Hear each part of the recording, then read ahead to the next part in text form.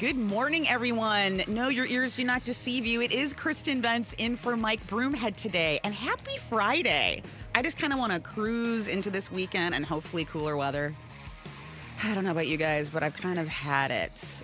But it is a wonderful day. It is a game day, ASU game day. We're thrilled about that. Football Friday, Utah. Welcome, Utah fans. Welcome, ASU fans. And it's a blackout today, hence the black outfit, like my soul.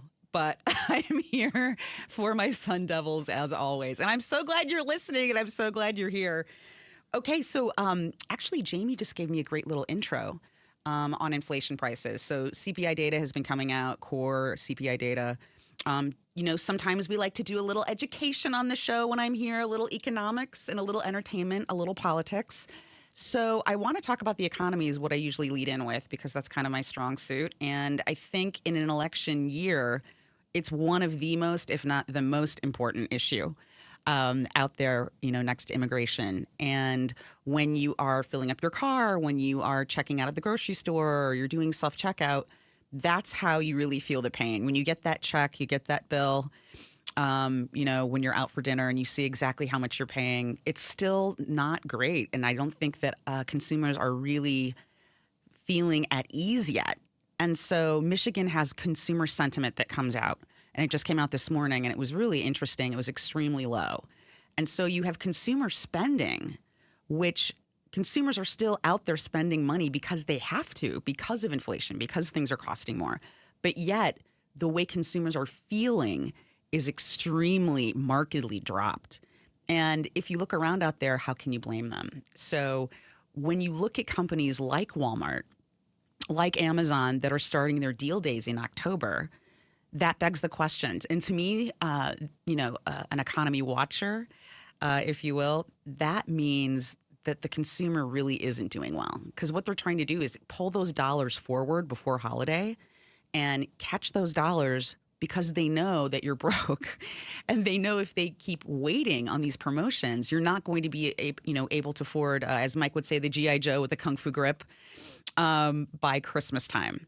So when companies do this, they see something that perhaps you don't. And one thing that I say typically when I talk about Walmart is they're fastly becoming a data company more so than a retailer, just like Amazon is really a data company, kind of masquerading as a merchant.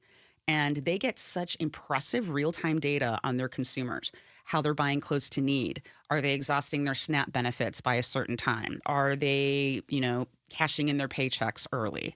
So when they see that, they know their consumer needs help, and they're giving it to you. So I think Amazon deal days just ended on the 10th, and then Walmart is actually, I think, extending theirs to the 13th. So if you are looking for deals, if you are looking for toys, if you're looking for apparel and electronics, get thee to a Walmart. And fun fact, there is a Walmart within 10 miles of every person in the United States. So whether you're doing Walmart Plus, I'm a big fan. Whether you're going to brave the parking lot and get to a store, this is the time. They're also doing something very interesting this year. They have kind of an inflation-proof holiday meal where they have turkey stuffing, mashed potatoes, all that stuff all ready to go. And you can actually this year send it to someone in need or send it to a family member. And apparently the prices are incredibly competitive, if not lower. Walmart does what we call in the business everyday low pricing. So every time you go there, you will pay less than anywhere else typically.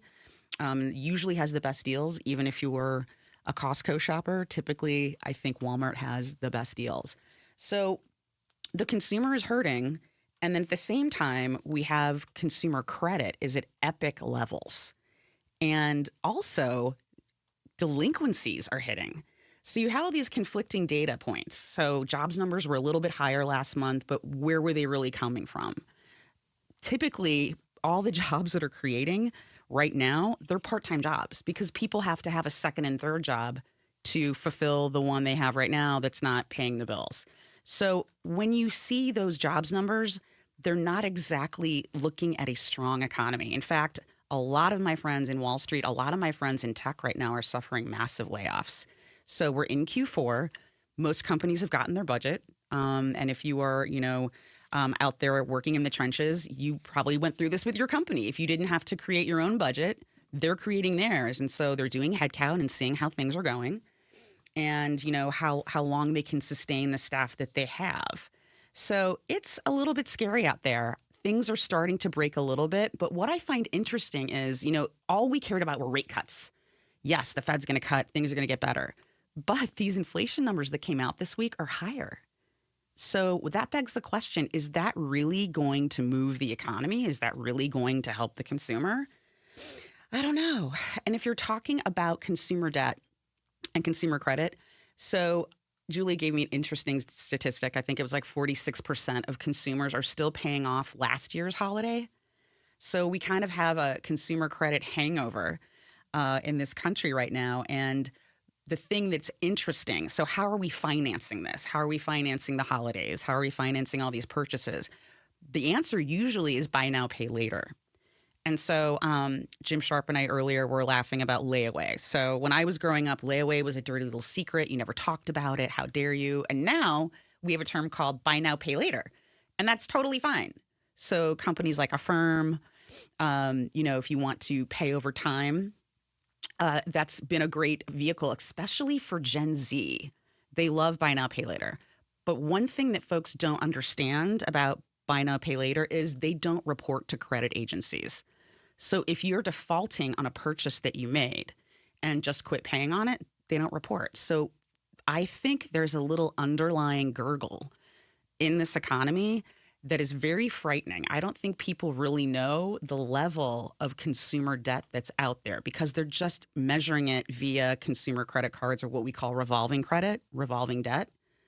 I'm very, very curious to see what the true health is of this economy. And as you know, I'm not a doomsday prepper per se, but I am a realist. And there is a disconnect right now on Wall Street performance versus Main Street performance. And I don't think anyone is really calling that out. Again, I've been talking about recession. I think we've been in one for at least the last 10 months to 12 months. So, where does that take us? What are we going to do? We have to have this inflation come down. We have to become more energy independent, and we need more jobs, and we need more tax cuts. So this is, the topic of the day with Donald Trump and Kamala Harris, and they're trying to sway their constituents into voting for them for various promises for future economics and future economic gain. And we will see how that's going to work.